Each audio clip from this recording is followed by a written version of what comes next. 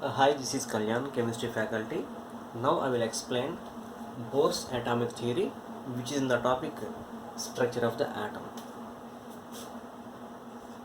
Now look at the main postulates in the Bohr's atomic theory. Electrons revolve around the nucleus in certain specified paths. So this is the nucleus. So these are the paths in which electrons revolve around the nucleus. So these paths are called orbits or shells. So here these paths are called orbits or shells. These orbits can be denoted as K, L, M, N, etc. or N is equal to 1, 2, 3, 4 and so on.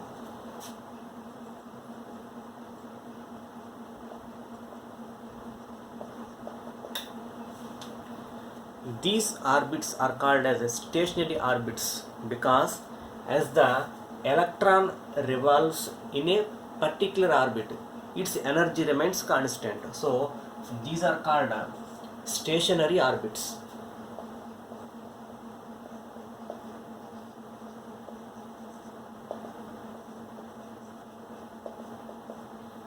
Or shells.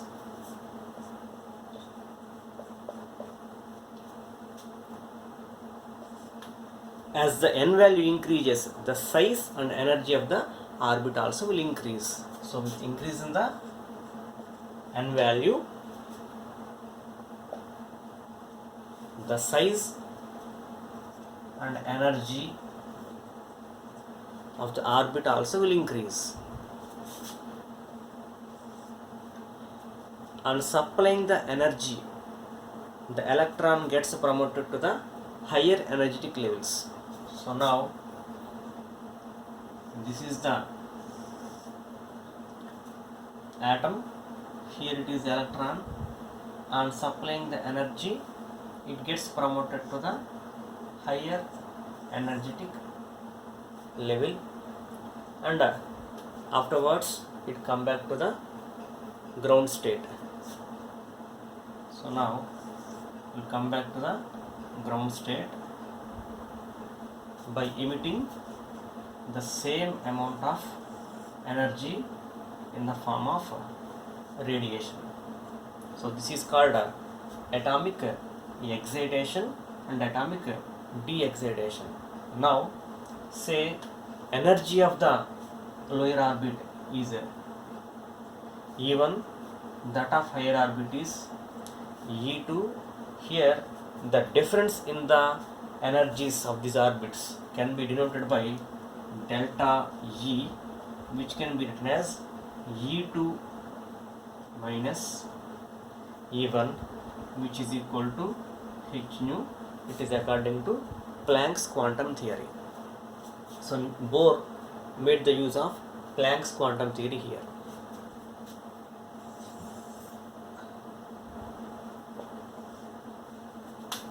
Next one, in which orbit that electron will revolve. So it is nothing but a fixing of the orbits, which is called a quantization principle.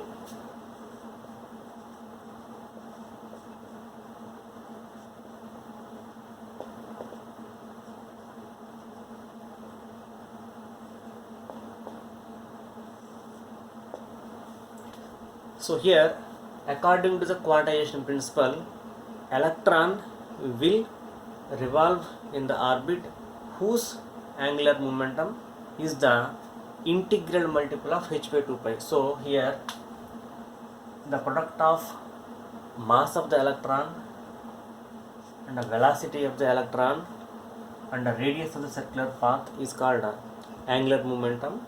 So this product should be equal to the integral multiple of h by 2 pi, means 1h by 2 pi, 2h by 2 pi, 3h by 2 pi, etc. Or we can write like this: mvr is equal to nh by 2 pi. So it is called quantization principle. Now look at the limitations of the Bohr's atomic theory.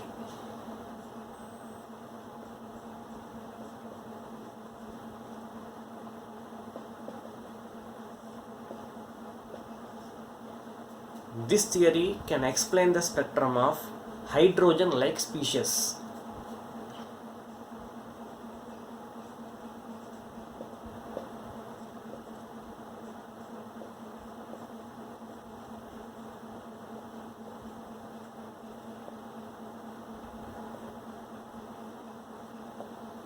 Means it can explain the spectrum of any species, but there should be only one electron. But it cannot explain the spectrum of multi-electronic species. And it cannot explain Zeeman effect and Stark effect.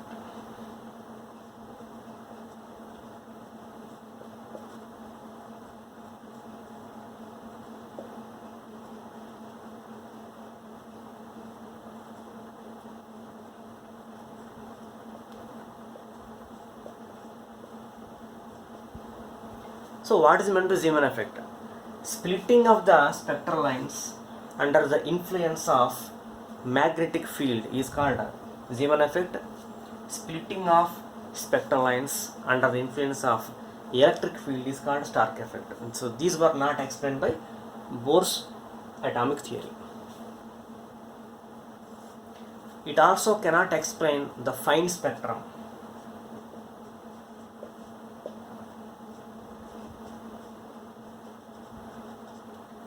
The spectral lines, when observed through high resolution spectroscope, so they consist of narrow lines, so it is called a fine spectrum. So it was not explained by Bohr's atomic theory. And also this theory cannot explain the formation of chemical bonds.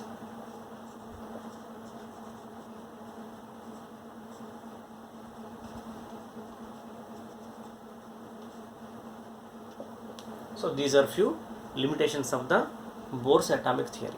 Now let us look at few questions.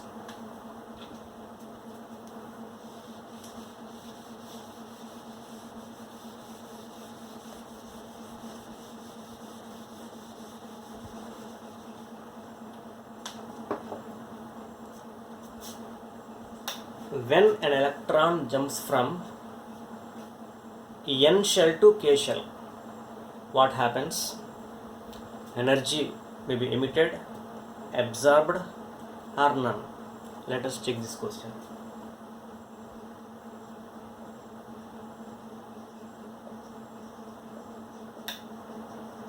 When an electron jumps from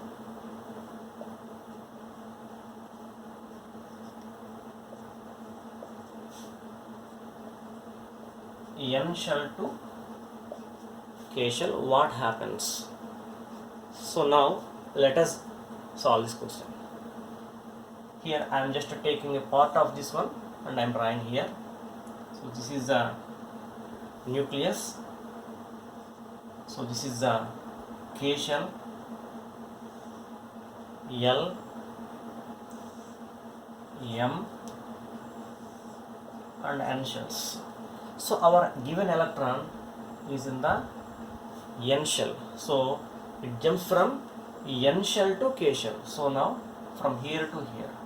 So is nothing but atomic de-excitation. So energy will be emitted.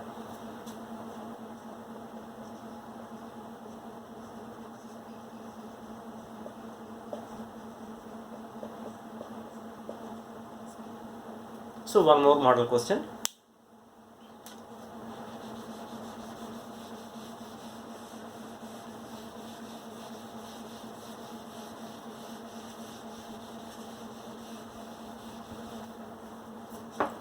For which of the following species Bohr's atomic theory is not applicable?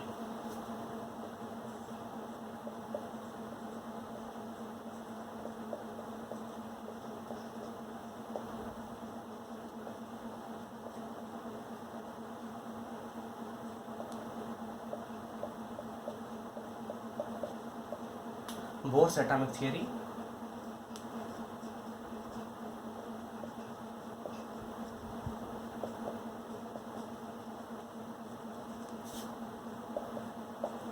is not applicable. So we have some options here. The first option is hydrogen. Second option helium plus 1. Option C lithium plus 2, and option D hydrogen plus 1. If you observe here, Bohr's model is applicable to hydrogen and alike species, means there must be only one electron. So here hydrogen, there is one electron, so Bohr's theory is applicable here, so it is not our answer. If you take helium plus 1, so helium plus 1 means last one electron, so there is only one electron now in helium plus 1, so here is applicable, so it is not our answer. Lithium plus 2, here lithium atom contains 3 electrons, last 2 electrons now, so there will be only one electron, so is applicable, it is not our answer. Now coming to the H plus, hydrogen contains only one electron which was removed now, so there is no electron, so this is our answer. So Bohr's atomic theory is not applicable here.